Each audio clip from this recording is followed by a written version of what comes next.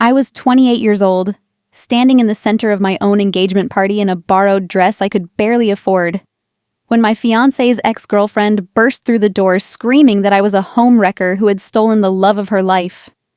I had no idea that staying calm and letting her finish her tirade would save me from the biggest mistake of my life, or that 3 years later, she would show up at my door with a confession that would reveal the man I almost married was not who I thought he was at all. Before we dive into this incredible story, I'd love to know, where are you watching from? Drop your city or country in the comments below. I always love seeing our global community come together.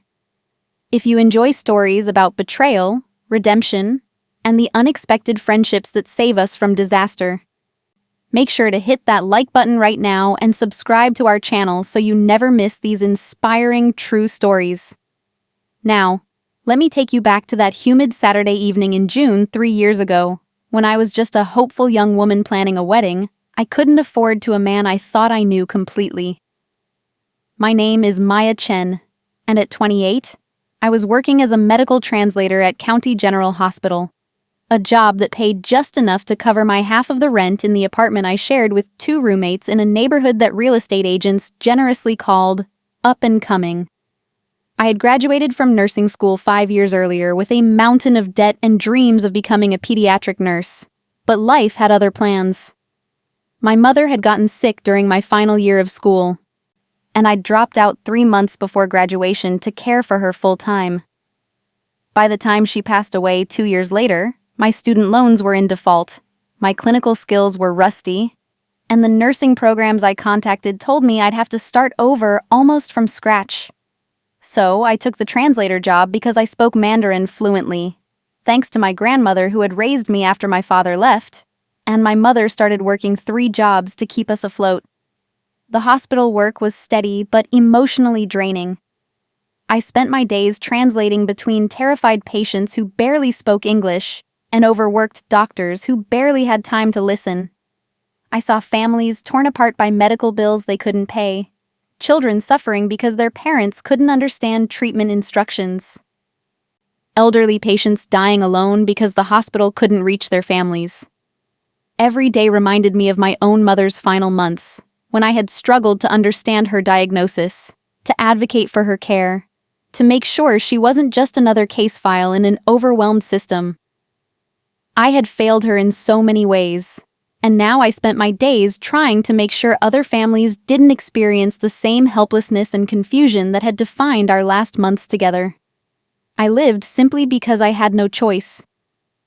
My apartment was in a converted warehouse building where the heat barely worked in winter, and the air conditioning was non-existent in summer. My room was just large enough for a twin bed, a small desk, and a narrow closet where I kept my work clothes carefully organized because I couldn't afford to replace them. I ate instant noodles more often than I cared to admit, packed my lunch every single day, and walked the 45 minutes to work to save on bus fare.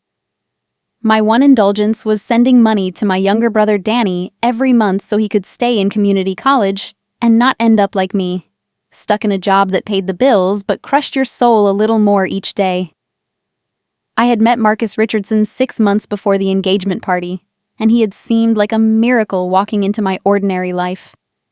He was a pharmaceutical sales representative who came to the hospital regularly, always impeccably dressed in expensive suits, always confident and charming with the doctors and nurses.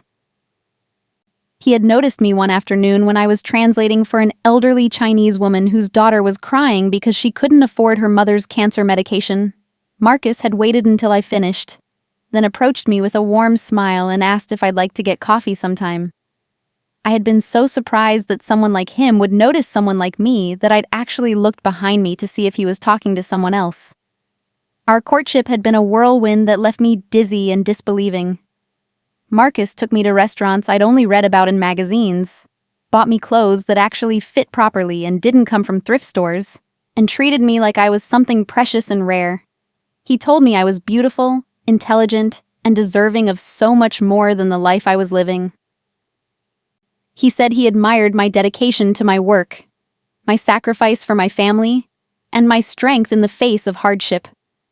For the first time since my mother died, I felt seen and valued. For the first time in my life, I felt like maybe I deserved something good. Marcus proposed after just 4 months of dating, getting down on one knee in the hospital cafeteria where we'd had our first coffee together. The ring was modest by his standards, but more than I'd ever expected to wear.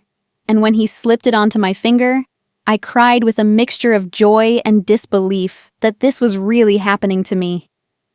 My roommates had squealed with excitement. My brother had video called to congratulate me with tears in his eyes, and even my coworkers who barely knew me had offered warm wishes and advice. I felt like Cinderella. Like the universe had finally decided I'd suffered enough and was giving me my fairy tale ending.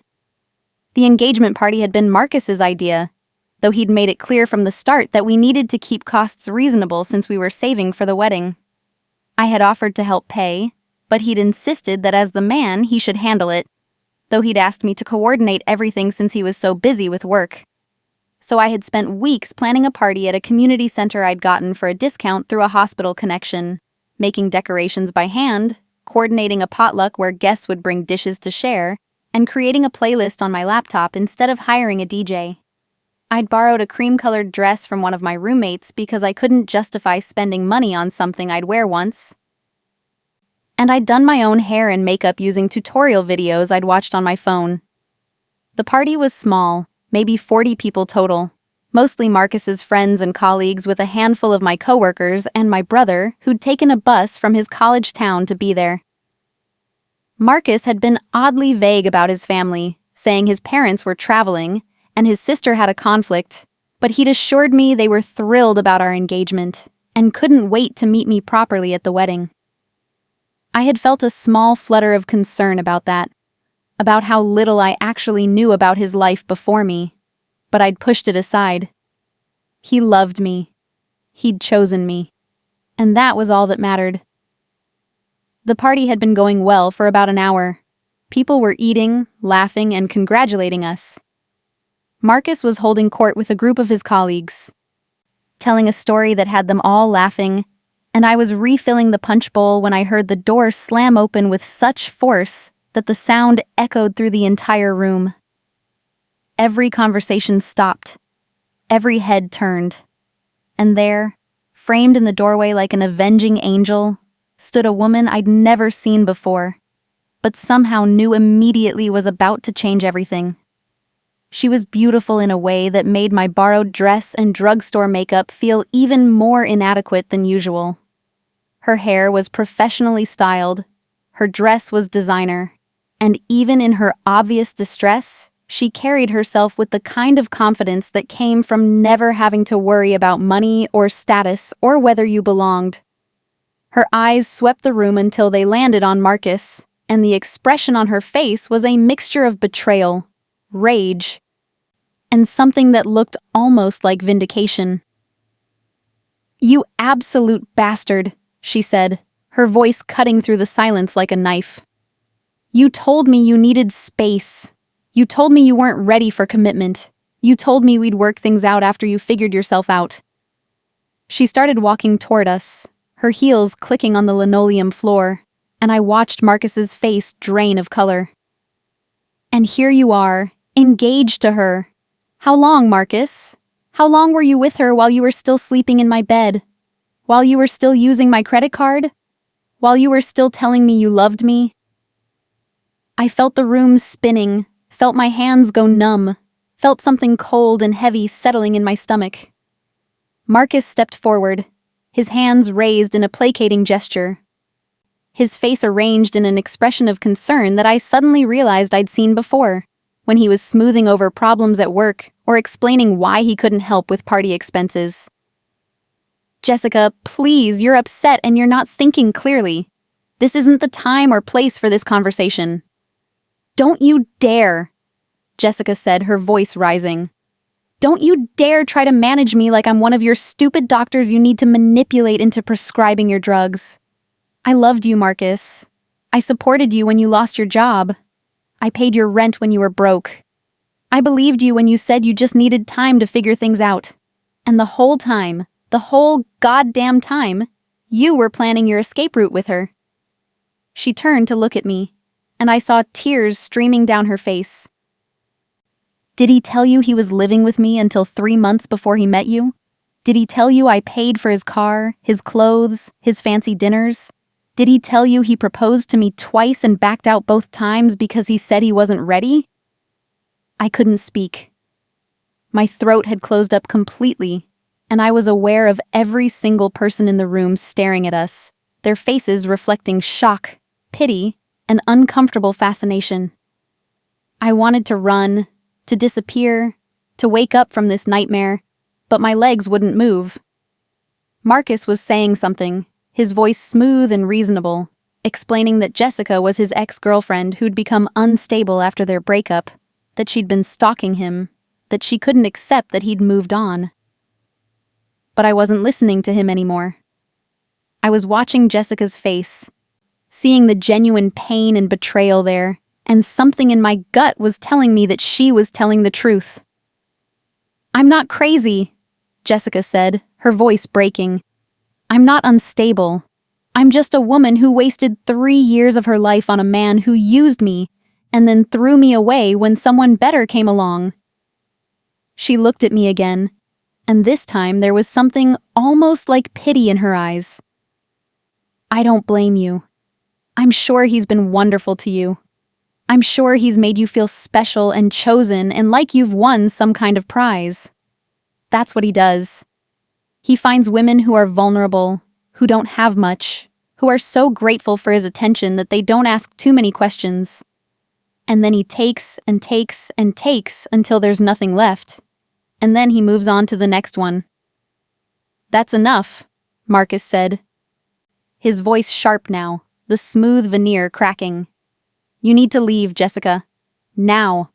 Before I call the police and have you removed for trespassing and harassment." "Call them," Jessica said, pulling her phone from her purse. "I have text messages. I have bank statements. I have emails where you told me you loved me 2 weeks before you proposed to her. I have proof of everything I'm saying, and I will show it to anyone who wants to see it." She looked around the room, her chin lifted defiantly. He's a liar and a user, and she deserves to know before she makes the same mistake I did. The room was absolutely silent. I could hear my own heartbeat pounding in my ears, could feel the weight of dozens of eyes on me, waiting to see what I would do. Part of me wanted to defend Marcus, to tell Jessica she was wrong, to preserve the fairy tale I'd been living for the past 6 months. But another part of me, the part that had learned to survive by trusting my instincts, was remembering all the small inconsistencies I'd noticed and dismissed. The way Marcus never wanted me to come to his apartment, the vague explanations about his finances, the fact that he'd never introduced me to his family, the way he'd been so insistent on a short engagement and a small, cheap wedding. I took a deep breath, and when I spoke, my voice was surprisingly steady. "Show me," I said to Jessica. "Show me the proof." Marcus's head whipped toward me, his expression a mixture of shock and anger. "Maya, you can't be serious. You're going to believe this crazy woman over me? After everything we've been through together?" "We've been together 6 months," I said quietly, and I saw something flicker in his eyes, something cold and calculating that I'd never seen before. "And I realize I don't actually know very much about your life before you met me. So yes, I want to see what she has to show me." Jessica's hands were shaking as she opened her phone and started scrolling through her messages. She walked over to me, and I could smell her expensive perfume, could see the designer label on her dress, could see the genuine anguish in her eyes. She handed me her phone, and I started reading. Text messages from Marcus telling her he loved her, that he just needed space to work on himself, that they'd be together again soon. Messages dated from just weeks before he'd asked me out. Bank statements showing thousands of dollars in transfers to Marcus's account. Emails where he'd promised her they'd get married as soon as he got his life together, that she was the only woman he'd ever truly loved. I felt something break inside me, something that had been holding together all my hopes and dreams for the future. I looked up at Marcus, and I saw him watching me with an expression I couldn't quite read. Not shame, not exactly. More like annoyance that his plan had been disrupted. "Is this true?" I asked, and my voice sounded distant to my own ears. "Maya, baby, listen to me," he said, reaching for my hand. I stepped back, and I saw anger flash across his face before he smoothed it away. Yes, Jessica and I dated. Yes, it ended badly, but she's twisting everything, making it sound like something it wasn't. She was controlling and manipulative, and I had to get away from her. Meeting you saved me from that toxic relationship. Everything I've told you about my feelings for you is true. "When did you break up with her?" I asked. He hesitated just for a second, but it was enough. "About 6 months before I met you." "He's lying," Jessica said, her voice flat now, exhausted.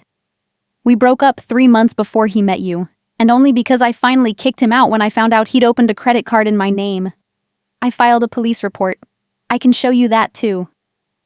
The room was starting to spin again, and I felt my roommate Sarah appear at my elbow, her hand on my arm steadying me.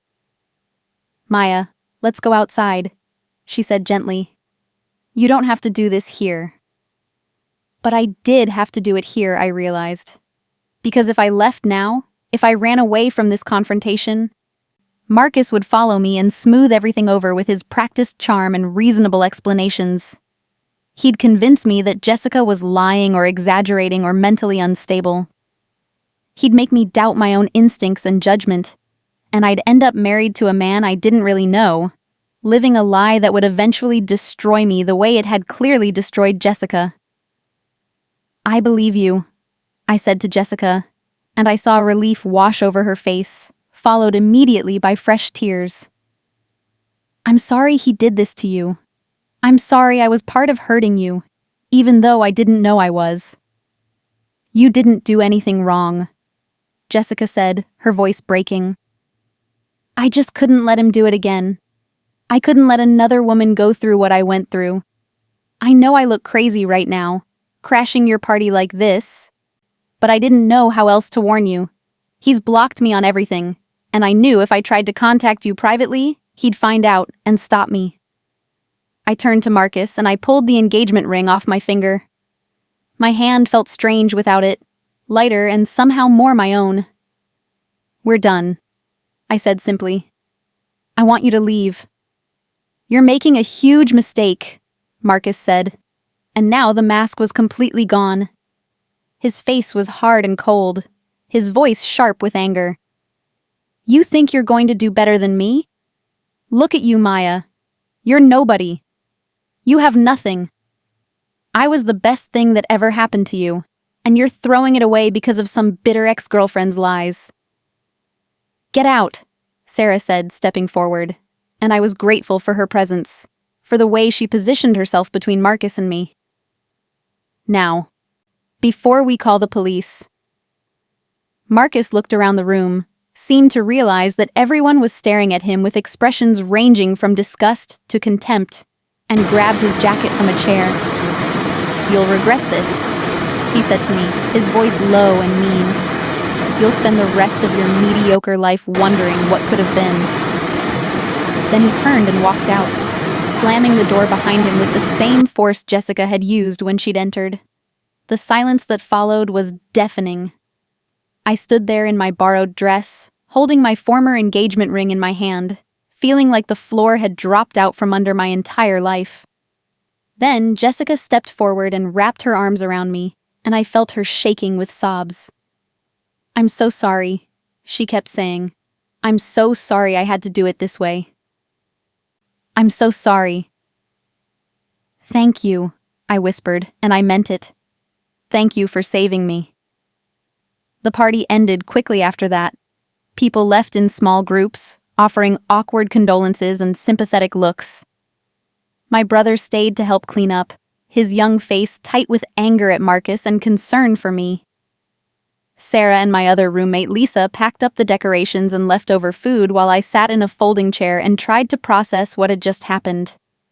Jessica stayed too, helping clean up even though no one had asked her to, and I watched her moving around the room in her expensive dress and realized that despite all her money and confidence, she'd been just as vulnerable to Marcus's manipulation as I had been. Before she left, Jessica pressed a business card into my hand. "If you need anything, call me," she said. "I mean it. If he tries to come back, if he harasses you, if you just need someone to talk to who understands. I know we don't know each other, but I feel like we're connected now, in a weird way." I looked at the card. Jessica Morrison, Senior Marketing Director at a tech company I'd heard of. Her contact information was printed in elegant font, and I realized that she'd risked her professional reputation and personal dignity to save me from making a terrible mistake. "Why did you do this?" I asked. "You could have just let it happen. You could have moved on with your life and forgotten about him." "I tried," Jessica said simply. "I tried for 3 months to just move on and forget. But then I ran into one of Marcus's colleagues at a conference, and he mentioned that Marcus was engaged.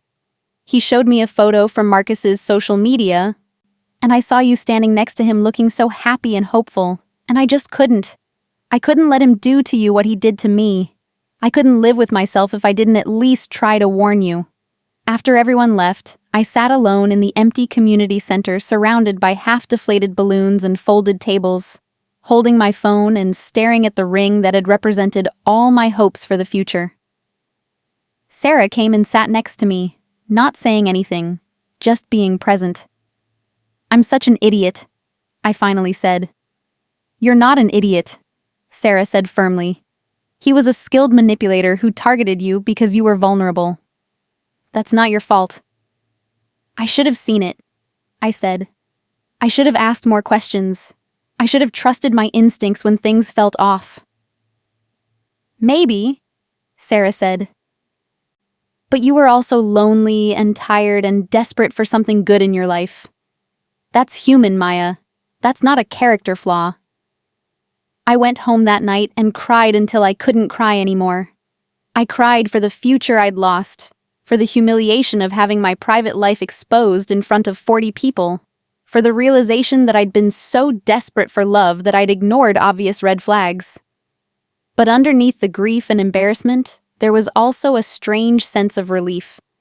Because as much as it hurt, I knew that Jessica had saved me from something much worse. She'd saved me from marrying a man who saw me as a mark, a resource to be exploited until I had nothing left to give. The next few weeks were difficult. I had to field questions from coworkers who'd heard about the party, had to return wedding gifts that had already started arriving, had to change my relationship status on social media, and endure the inevitable questions and comments. Marcus tried to contact me several times, alternating between apologetic messages saying he'd made mistakes and angry ones calling me ungrateful and stupid. I blocked him on everything and changed my phone number when he wouldn't stop calling.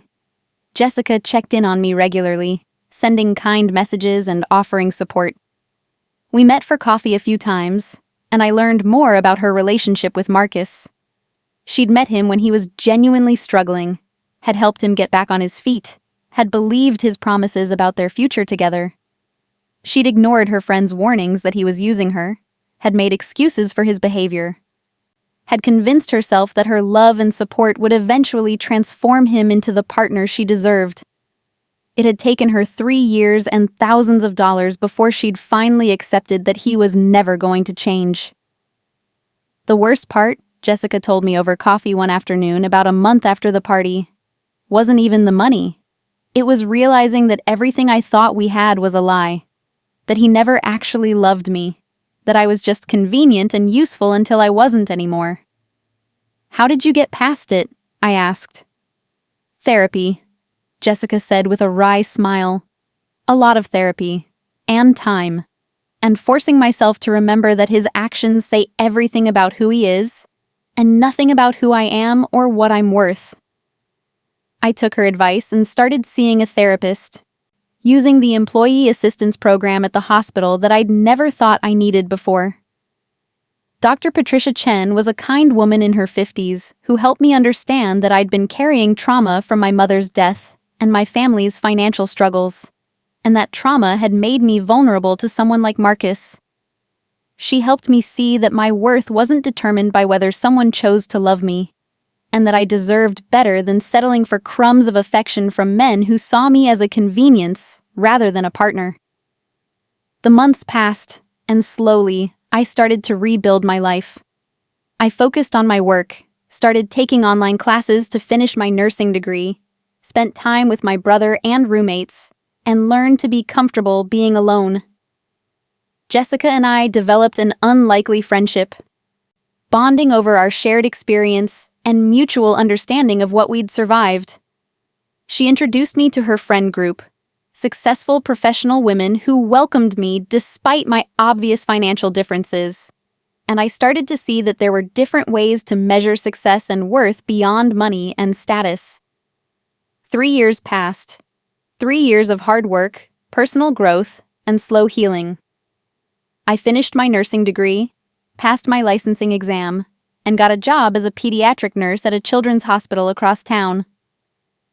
I moved into my own small apartment. Nothing fancy, but entirely mine. I paid off a significant chunk of my student loans. I started dating again, cautiously and with much better boundaries, though nothing serious developed. I learned to trust my instincts, to ask questions, to walk away from situations that didn't feel right. Jessica and I remained close friends, talking regularly and meeting for dinner or drinks every few weeks. She'd started dating someone new, a kind man who treated her with respect and transparency, and I was genuinely happy for her. We sometimes laughed about the engagement party, about how dramatic and terrible it had been, but also about how it had ultimately saved both of us from wasting more years on a man who didn't deserve either of our time or love. I had just gotten home from a long shift at the hospital one Tuesday evening, still in my scrubs and exhausted from a particularly difficult day, when I heard a knock on my door. I wasn't expecting anyone, and I felt a small flutter of anxiety as I looked through the peephole. Standing in my hallway, looking nervous and uncertain, was Jessica. But something was wrong. Her face was pale, her eyes were red like she'd been crying, and she was clutching her phone in both hands like it was the only thing keeping her upright. I opened the door immediately. "Jessica, what's wrong? Are you okay?" "I need to talk to you," she said, her voice shaking. "Can I come in? Please, Maya, it's important." I stepped aside and let her in, my mind racing through possibilities. Had something happened to her boyfriend? Her family? Her job? She walked into my small living room and stood there for a moment, looking around like she was trying to figure out how to start. Then she turned to face me, and I saw tears streaming down her face. "I need to tell you something," she said. "Something I should have told you 3 years ago, but I was too scared and too ashamed. But I can't keep it to myself anymore, and you deserve to know the truth." My heart started pounding. "Jessica, you're scaring me. What is it?" She took a deep breath, and when she spoke, her voice was barely above a whisper. "Marcus didn't just use me for money. He didn't just lie to me about his feelings. He did something much worse, and I've been carrying the guilt of not telling you for 3 years." I felt my legs go weak, and I sat down on my couch. "Tell me." Jessica sat down next to me, her hands still clutching her phone. "About 6 months before Marcus met you, I got pregnant. It wasn't planned, but I was happy about it. I thought it meant he'd finally commit to me, finally marry me like he'd been promising. But when I told him, he was furious. He said I'd done it on purpose to trap him, that he wasn't ready to be a father, that a baby would ruin his life." I felt cold all over. "What happened?" "He pressured me to get an abortion," Jessica said, and her voice broke completely. "He said if I didn't, he'd leave me and never speak to me again. He said he'd deny the baby was his. He said he'd make sure everyone knew I was trying to trap him with a pregnancy. I was so scared of losing him, so desperate for him to love me, that I did it. I got the abortion even though I didn't want to. And then, 3 weeks later, he broke up with me anyway. He said he needed space, that the pregnancy scare had made him realize he wasn't ready for that level of commitment. He moved out, and 2 months after that, he met you. I couldn't breathe. I couldn't speak. I just sat there staring at her, trying to process what she was telling me. Jessica, I finally whispered. Why didn't you tell me this at the engagement party? Why didn't you tell me this 3 years ago? Because I was ashamed, she said, sobbing now. Because I blamed myself for being weak enough to let him pressure me into something I didn't want. Because I thought if I told you, you'd judge me or think less of me. And because, honestly, I thought the other stuff was enough. I thought knowing he was a liar and a user would be enough to make you leave him. I didn't think I needed to share the most painful private thing that had ever happened to me. Then why are you telling me now? I asked, and I realized I was crying too. Jessica looked at her phone, and her hands were shaking so badly she could barely hold it. Because I saw him yesterday, at a restaurant downtown. He was with a woman, Maya. A young woman who looked about 25, who was looking at him the exact same way you used to look at him. The exact same way I used to look at him. And she was pregnant. Very obviously pregnant. Maybe 6 or 7 months. And I watched him put his hand on her belly and smile. And I realized he's doing it again. He's found another vulnerable woman. And he's playing the same game. And I can't just stand by and let it happen again. Oh my God, I whispered.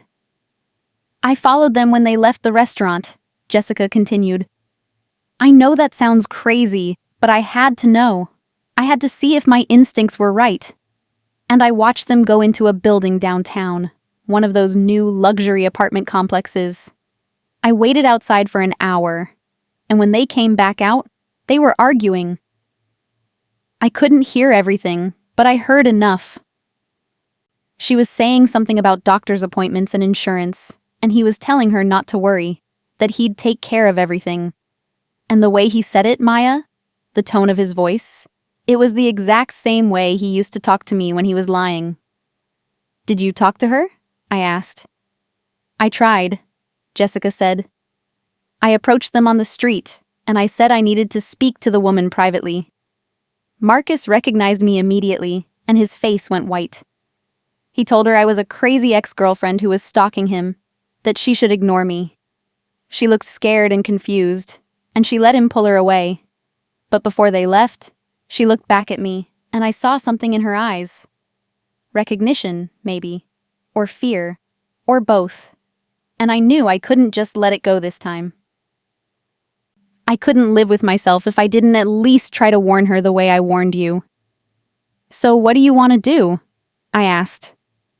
I want to find her, Jessica said. I want to tell her everything. About what he did to me. About what he almost did to you. About the pattern of behavior that proves he's not a good person and not someone she should be having a baby with. But I can't do it alone, Maya. I need your help. I need you to come with me and tell her your story too. Because if it's just me, she'll think I'm a bitter ex. But if there are 2 of us, if she hears from both of us that this is who he is and what he does, maybe she'll listen. Maybe we can save her before it's too late. I sat there for a long moment, thinking about everything Jessica had told me. Everything I'd learned about Marcus 3 years ago. Everything I'd built for myself since then. Part of me wanted to say no, to tell Jessica that I'd moved on with my life and didn't want to get dragged back into Marcus's orbit. But another part of me, the part that had been shaped by my mother's death and my grandmother's lessons about compassion and standing up for people who couldn't stand up for themselves, knew that I couldn't walk away from this. There was a woman out there who was about to have a baby with a man who had pressured his previous girlfriend into an abortion and then abandoned her. A woman who deserved to know the truth before she tied herself to him for the rest of her life. Okay, I said. I'll help you. But we need to be smart about this. We need to have evidence, not just our word against his. And we need to approach her in a way that doesn't make her defensive or scared. Jessica nodded, wiping her tears. I've been thinking about that. I still have all the text messages, bank statements, and emails from when we were together. I kept everything because part of me always knew I might need proof someday. And I took a photo of them yesterday, just in case. I know it sounds creepy, but I wanted to be able to prove I actually saw them together. Do you know her name? I asked. I heard him call her Lily, Jessica said. And I know which building they went into. I was thinking we could wait outside tomorrow and try to catch her when she's alone. We spent the next hour planning our approach, going over what we would say and how we would say it. Jessica showed me the photos she'd taken, and I felt a pang of recognition when I saw the woman's face. She looked young and hopeful, her hand resting protectively on her pregnant belly, her eyes bright with the kind of naive trust I remembered having once. She was wearing clothes that looked slightly too big, like maybe she'd borrowed them or bought them secondhand, and I wondered if she was struggling financially the way I had been. The next day was my day off, and Jessica had called in sick to work. We met outside the luxury apartment building at 9 in the morning, both of us nervous and uncertain, but determined. We waited for 3 hours, taking turns watching the entrance and trying to look casual. Finally, around noon, we saw her emerge from the building alone, wearing a maternity dress and carrying a large purse. She looked tired and preoccupied, and she started walking toward the bus stop on the corner. Now, Jessica said, and we both stood up and started walking toward her. My heart was pounding, and I was rehearsing what I was going to say in my head, trying to find the right words that would make her listen without scaring her away. "Lily," Jessica called out as we got closer. The woman turned, and I saw confusion cross her face as she looked at us. "My name is Jessica Morrison, and this is my friend Maya Chen. We need to talk to you about Marcus Richardson. Please, just 5 minutes of your time. It's important." Lily's face went pale, and she took a step back. "I don't know who you are, but Marcus told me about you. He said you were his ex-girlfriend who couldn't accept that he'd moved on. He said you were unstable and that I should call the police if you ever approached me." "I know that's what he told you," I said gently, stepping forward. "Because that's exactly what he told me about Jessica 3 years ago when she tried to warn me about him. And I almost didn't listen. I almost married him without knowing the truth about who he really is. But she saved me, Lily. She crashed my engagement party and showed me proof that Marcus had been lying to me about everything. And now we're trying to save you before you make a mistake you can't undo." Lily looked between us, her hand moving protectively to her belly. "I don't understand. What are you talking about?" "Can we sit down somewhere?" Jessica asked. "Please, just give us a chance to explain. If you hear what we have to say and you still think we're crazy, we'll leave you alone. But you deserve to know the truth about the man you're having a baby with." Lily hesitated, and I could see the internal struggle on her face. She wanted to walk away, wanted to believe that Marcus was telling the truth, and we were just bitter exes causing trouble. But there was also a flicker of doubt in her eyes, a small voice of instinct telling her that something wasn't right. Finally, she nodded. "There's a coffee shop around the corner. We can talk there." We walked to the coffee shop in tense silence. Once we were seated at a corner table with drinks we'd bought but weren't touching, Jessica pulled out her phone and started showing Lily the evidence. The text messages where Marcus had told Jessica he loved her just weeks before he met me. The bank statements showing the money she'd transferred to him. The emails where he'd promised her marriage and a future together. Then I added my own story, telling Lily about the engagement party, about how Jessica had crashed it to warn me, about how I'd almost dismissed her as crazy until I'd seen the proof with my own eyes. Lily listened in silence, her face growing paler with each revelation. When we finished, She sat there for a long moment, staring at her untouched coffee. "How long were you with him?" she finally asked Jessica. 3 years, Jessica said. 3 years of supporting him financially, emotionally, and in every other way while he promised me we'd get married someday. And then, when I got pregnant, he pressured me into an abortion and left me 3 weeks later. Lily's head snapped up, and I saw tears in her eyes. "You were pregnant?" "Yes," Jessica said softly. "And I didn't want to get an abortion, but he convinced me it was the right thing to do. He said we weren't ready, that it would ruin our lives, that we'd have other chances later. But there was no later, Lily. He left me right after I went through one of the most painful experiences of my life. And now I see him with you, and you're pregnant, and I can't help but wonder what his plan is this time." "He seems excited about the baby," Lily said, but her voice was uncertain. "He talks about being a father, about our future together. He says he's ready for this." "Has he proposed to you?" I asked gently. Lily shook her head. "Not yet. He says he wants to wait until after the baby is born, so we can have a proper wedding without me being pregnant. He says he wants everything to be perfect." Jessica and I exchanged a look. "Lily," I said carefully, "has Marcus asked you for money? Or to put bills in your name? Or to help him with any financial issues?" Lily's face flushed. "He's had some temporary cash flow problems. His company changed their commission structure, and he's waiting for some payments to come through. I've been helping him with rent and expenses until things stabilize, but he's going to pay me back as soon as his commission check arrives." "When did you start helping him financially?" Jessica asked. "About 3 months ago," Lily said, "right after I told him I was pregnant."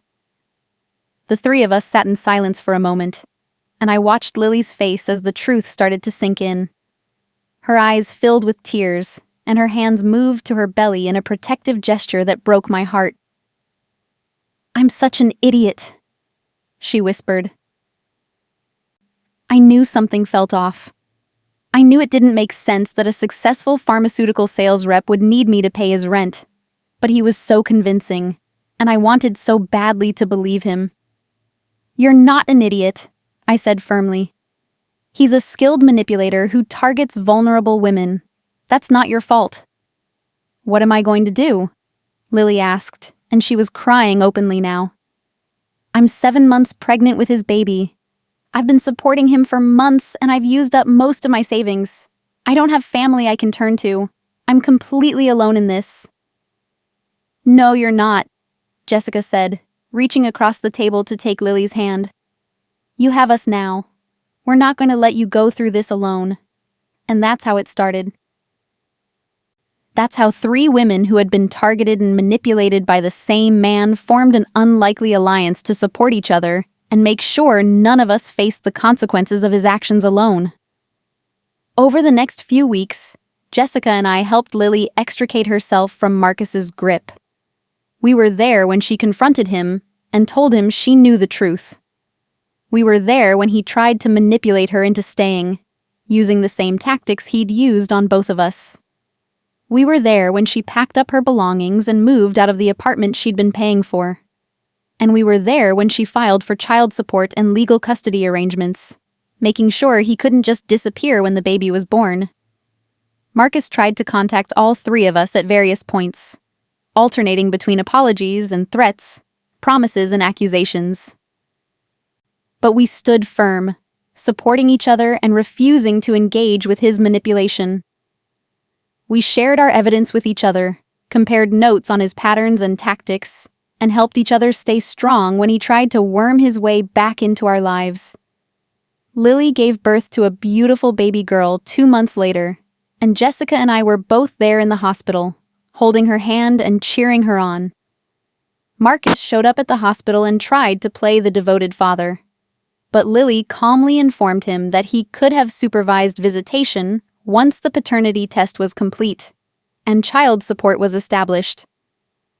She didn't yell or cry or engage with his attempts to guilt her. She just stood firm in her boundaries, and I was so proud of her strength. In the months that followed, the three of us became genuinely close friends. We had weekly dinners where Lily would bring the baby, and we'd all take turns holding her and marveling at how perfect she was.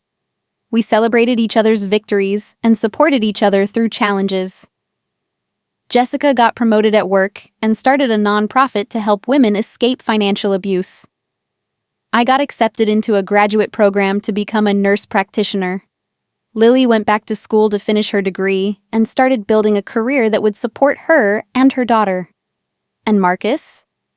He eventually moved on to another city, another woman, another opportunity to exploit someone's vulnerability. We heard through mutual acquaintances that he'd gotten engaged again, and we briefly considered trying to warn his new target. But we ultimately decided that we'd done what we could, and that we couldn't spend our lives chasing after him trying to fix the damage he caused. All we could do was support the women he'd already hurt and hope that someday, somehow, he'd face real consequences for his actions. But the most important thing that came out of all of this wasn't about Marcus at all. It was about the three of us and the friendship we'd built from the ashes of his manipulation. We'd all been vulnerable when he found us. All been struggling with our own challenges and insecurities. All been desperate enough for love and security that we'd ignored our instincts and accepted treatment we didn't deserve. But we'd survived. We'd helped each other heal. And we'd built lives that were richer and more meaningful than anything we could have had with him. Jessica told me once, about a year after Lily's baby was born, that crashing my engagement party was the hardest thing she'd ever done. She said she'd been terrified that I wouldn't believe her, that I'd side with Marcus, that she'd humiliate herself in front of all those people for nothing.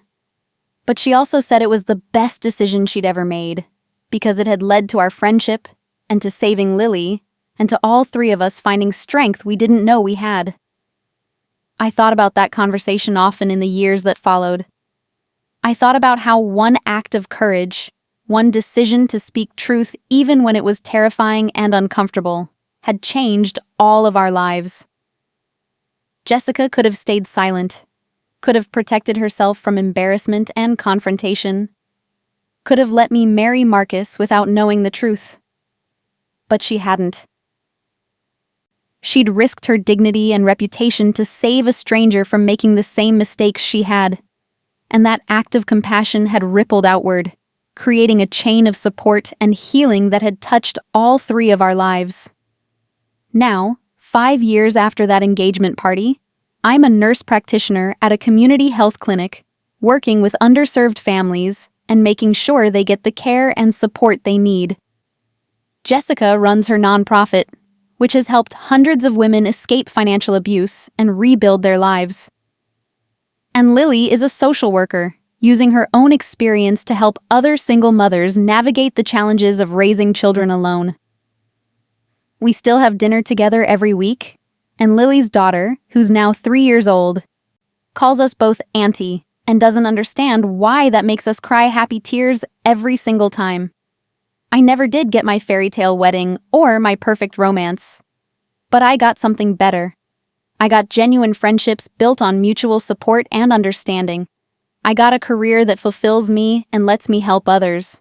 I got the knowledge that I'm strong enough to trust my instincts and walk away from situations that don't serve me. And I got the peace of knowing that I'm exactly where I'm supposed to be, surrounded by people who value me for who I actually am, rather than what I can provide them. Sometimes I wonder what would have happened if Jessica hadn't crashed that engagement party. Would I have married Marcus? Would I have spent years trapped in a marriage with a man who saw me as a resource rather than a partner? Would I have ended up like Jessica, financially drained and emotionally destroyed, wondering how I'd been so blind? I'll never know for sure, but I'm grateful every single day that I don't have to find out. What an incredible journey from that humiliating engagement party to the strong, supportive friendship that emerged from the ashes. This story reminds us that sometimes the most painful moments in our lives are actually blessings in disguise, and that having the courage to speak difficult truths can save someone from devastating mistakes. What would you have done in Maya's situation when Jessica crashed the party? Would you have listened to her warnings? Or would you have dismissed her as a jealous ex? Have you ever had someone warn you about a person in your life? And did you listen? Share your thoughts and experiences in the comments below. If this story touched your heart and reminded you that true friendship sometimes comes from the most unexpected places, and that speaking truth, even when it's hard, can change lives, please show your support by hitting that like button. Don't forget to subscribe to our channel and click the notification bell so you never miss our inspiring stories about real people whose courage and compassion transformed their lives and the lives of others. Thank you so much for watching, and I'll see you in the next story.